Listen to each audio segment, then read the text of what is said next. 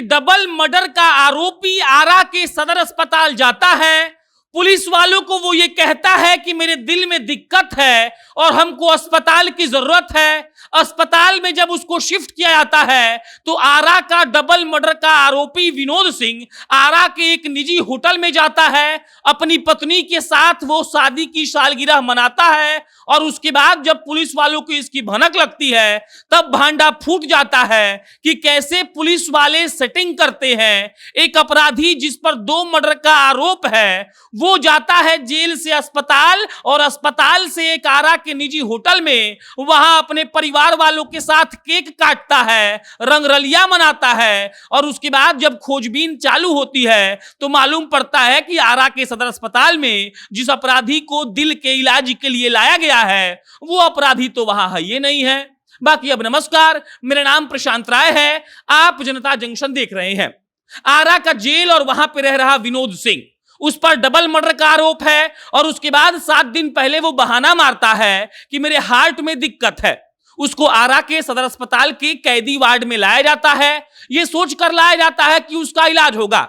उसके साथ 3 सिपाही भी होते हैं, लेकिन असलियत यह है कि वो आया होता है पूरी प्लानिंग के साथ। और प्लानिंग यह है कि वो आरा के सदर अस्पताल से आरा के एक होटल में जाने वाला था जहां पर वो अपनी पत्नी के साथ अपनी शादी की सालगिरह मनाने वाला था और पुलिस वाले ऐसा करने में उसके साथ थे। मतलब ये कि पुलिस वालों से पहले सेटिंग हुई, इस बात का डील हुआ कि हम देखो पहले अस्पताल में जाएंगे, उसके बाद हम होटल जाएंगे, वहां केक काटेंगे और उसके बाद फिर से अस्पताल में आकर बेड पर सो जाएंगे। फिर आप हमको कहिएगा कि आपका बीमारी ठीक हो गया और हमको जेल में ले जाकर बंद कर दीजिएगा।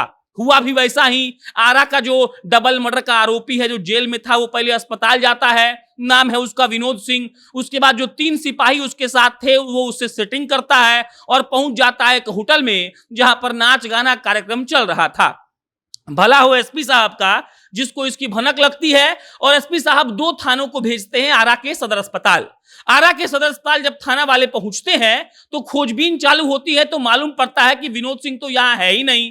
और उसके बाद जब पूरा अस्पताल खोज लिया जाता है फिर भी विनोद सिंह का आता पता नहीं है, तब इस बात का जो शक था एसपी साहब को वो यकीन में बदल गया कि आरा का जो अपराधी है विनोद सिंह जिस पर डबल मर्डर का आरोप है वो कहीं ना कहीं छुट्टियां मनाने गया हुआ है। ये छुट्टी ही है क्योंकि जेल का एक अपराधी बहाना मारकर प्लानिंग मारकर सदर अस्पताल में आता है, सदर अस्पताल से होटल में जाता है जहां वो अपने परिवार वालों के साथ मस्ती कर रहा है। और दुर्भाग्य की बात यह है कि बिहार पुलिस के 3 सिपाहियों के रहते हुए यह सब हो रहा था। अब उसके बाद ध्यान से सुनिए, जब विनोद सिंह को यह मालूम पड़ा कि एसपी साहब को यह मालूम पड़ गया है कि हम होटल में जाकर शादी की सालगिरह मना रहे हैं, तब विनोद सिंह होटल से भागा भागा आरा सदर अस्पताल में आता है। अपने गाड़ी से, निजी गाड़ी से वो अस्पताल में घुसता है, कपड़े अपने गाड़ी में खोल के डाल देता है और तौलिया पहनकर टॉयलेट में घुस जाता है।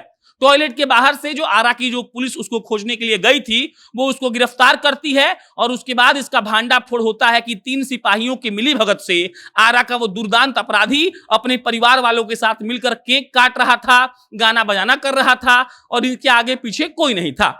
बाकी एसपी साहब ने कहा है कि उसको अरेस्ट करके जेल भेज दिया गया है। लेकिन आप सोचिए, आए दिन हम ऐसी खबरें सुनते हैं कि अपराधी जेल में मोबाइल रखते हैं, रंगरलिया मनाते हैं, दारू पीते हैं, गांजा रखते हैं, चरस रखते हैं। और आरा के जेल में बंद एक अपराधी जिस पर डबल मर्डर का आरोप था वो सदर अस्पताल जाता है, उसके बाद एक होटल में जाता है, वहां पूरा फुल मस्ती करता है। और उसके बाद जब पुलिस वालों को मालूम चलता है तो अब ये खबर ये है कि उन 3 सिपाहियों को सस्पेंड कर दिया गया है और यह कहा गया है कि उन लोगों पर विभागीय कार्रवाई होगी। ये कार्रवाई कैसे होगी, कब होगी, आप लोग समझ सकते हैं। बहरहाल अगर आप भी बिहार के जेल में हैं तो आप चिंता मत करिए, आपको बाकायदा जेल के बाहर अस्पताल में ले जाया जाएगा बीमारी के नाम पर। उसके बाद आपका वहां इलाज भी होगा और आप चाहें तो पुलिस वालों से सेटिंग करके अपने परिवार वालों से मिलने भी जा सकते हैं। बाकी आप क्या सोचते हैं बिहार पुलिस के बारे में और इस कांड के बारे में, कमेंट बॉक्स में लिखकर हमको बताइए। मेरा नाम प्रशांत राय है, आप जनता जंक्शन देख रहे थे। बहुत बहुत धन्यवाद।